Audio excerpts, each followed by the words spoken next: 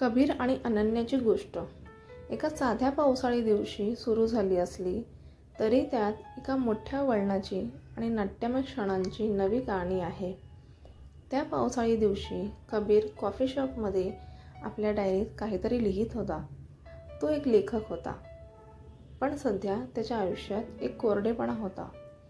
अनन्या जी अचानक पावसात भिजून कॉफी शॉपमध्ये येते, तिच्या येण्याने तो क्षण जिवंत झाला.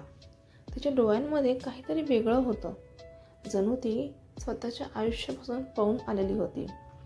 तुम्ही लेखक आहात का? अनन्या विचारते. हो, पण सध्या माझ्या गोष्टी अर्धवट राहिल्यात, कबीर उत्तर देतो. अर्धवट गोष्टींचीच मजा असते, त्यांना पूर्ण करायला दुसरा कोणीतरी येतो, अनन्या हलकं हसत म्हणते. त्यांच्यातला हा संवाद काहीतरी वेगळं रुजवतं. नातं तयार होतोय असं वाटतं. गप्पा रंगत जातात आणि तो क्षण कबीरसाठी एका नवीन गोष्टीचा सुरुवात बिंदू वाटतो. तेव्हा कबीर तिला सहज म्हणते, पुढच्या पावसाच्या दिवशी इथेच भेटायचं. अनन्या त्याला बघून म्हणते, वचन दिलं. पुढचं वर्ष येतं. कबीर प्रत्येक पावसाळी दिवशी त्या कॉफी शॉपमध्ये येतो, पण अनन्या येत नाही. प्रत्येक पावसाच्या सरी कबीरच्या प्रतीक्षेला अधिक गहीर करत जातात. ज्याच्या डायरीत फक्त तिची आठवण असते. पाऊस येतो पण तू येत नाहीस असं लिहून त्याने पानं भरलेली असतात. एका संध्याकाळी एका जुन्या मित्राच्या पार्टीत कबीर एका व्यक्तीबरोबर बोलताना ऐकतो की अनन्या जी एका मोठ्या बिझनेस ग्रुपशी जोडलेली आहे, ती एका कठीण परिस्थितीतून जात आहे. तिचं कुटुंब, तिचं काम सगळं कोलमडत चाललेलं आहे. कबीरला समजतं की तिच्या आयुष्याचा तो काळ त्याच्यासाठी तिच्या अनुपस्थितीचं कारण होता. 1 वर्षानंतर पावसाचा अजून एक दिवस येतो. कबीर पुन्हा त्या कॉफी शॉपमध्ये बसलेला असतो. तो फक्त तिच्या आठवणीने झपाटलेला असतो, जणू काही ती त्याच्या मनाचा अविभाज्य भाग झाली आहे. तो आपल्या डायरीत लिहित असतो. तेवढ्यात कॉफी शॉपचा दरवाजा उघडतो. अनन्या पुन्हा त्याच कॉफी शॉपमध्ये येते, पण यावेळी तिच्या चेहऱ्यावर जुन्या ओळखीचं तेज नसतं. तिच्या डोळ्यांमध्ये एक वेदना असते.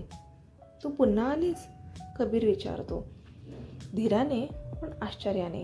अनन्या हलकं हसत म्हणते, तुझ्या वचनाने मला परत आणलं. माझं वचन? तू तर मला विसरली होतीस. कबीरच्या शब्दात किंचित राग आणि दुःख होतं. अनन्या थोडं थांबून म्हणते, मी विसरली नाही, पण मी त्या परिस्थितीतून बाहेर पडण्यासाठी वेळ घेतला. कबीर तिच्याकडे पाहत राहतो. अनन्या पुढे सांगते, कधी कधी आयुष्य आपल्या हातून सुटतं आणि आपण फक्त वाचण्याचा प्रयत्न करतो. पण आता मला कळतंय की त्या पावसाळी वचनाचा अर्थ काय होता. त्या दिवशी अनन्या कबीरला तिच्या आयुष्यातल्या संघर्षाबद्दल सांगते आणि कबीर तिला सांगतो की तो तिच्या अनुपस्थितीत तसा तिच्या आठवणींमध्ये हरवून गेला. त्या पावसाच्या थेंबांमध्ये त्यांच्या मनामध्ये असलेलं अंतर जवळच बनतं. कबीर अनन्याला म्हणतो, तुझ्यामुळे माझ्या प्रत्येक अर्धवट गोष्टीला पूर्णत्व मिळालं. तूच माझ्या गोष्टीची शेवटची पानं आहेस. अनन्या त्याच्या हातातील डायरी उघडून पाहते. तिथे लिहिलेलं असतं, पाऊस येतो, तू येतेस आणि माझं आयुष्य पूर्ण होतं. त्यांच्या नात्याला नवीन सुरुवात होते. जिथे संघर्ष आणि वेदना केवळ भूतकाळाच्या सावल्या होतात, त्या पावसाळी रात्री कॉफी शॉपच्या बाहेर उभं राहून अनन्या म्हणते, आपलं नातं पावसासारखं आहे. सुरुवातीला थेंब थेंब येतं, पण शेवटी ते आपलं आयुष्य भिजवून जातं. कबीर हसत म्हणतो, या पावसात आपण कायमच भिजत राहू. दोघं हातात हात धरून निघतात. जणू पाऊस त्यांच्या प्रेमाचा साक्षीदार आहे. काही वचन वेळ घेऊनही पूर्ण होतात आणि ते आयुष्य बदलून टाकतात.